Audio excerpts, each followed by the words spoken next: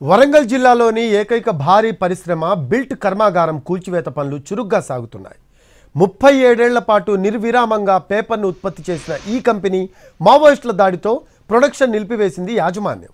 Paper ఉత్పత్తి లేదనే సాకుతో 2014లో కంపెనీని మూసేశారు. దీంతో 2000 కుటుంబాలు రోడ్డున పడ్డాయి. తాజాగా మూలన పడ్డ కంపెనీని పూర్తిగా తొలగించి కొత్త కంపెనీ నిర్మాణం కోసం ఐటీసీతో సంప్రదింపులు జరిపారు మంత్రి సీతక్క.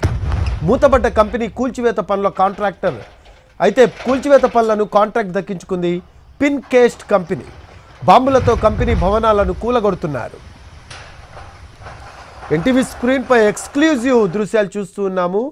వరంగల్ జిల్లాలోని ఏకైక భారీ పరిశ్రమ బిల్ట్ కర్మాగారం కూల్చివేత పనులు చురుగ్గా సాగుతూ ఉన్నాయి.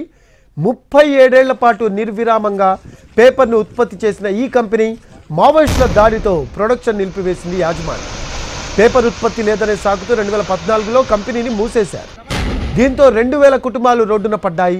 తాజాగా మూలన పడ్డ కంపెనీని పూర్తిగా తొలగించి కొత్త కంపెనీ నిర్మాణం కోసం ఐటీసీతో సంప్రదింపులు జరిపారు మంత్రి సీతక్క.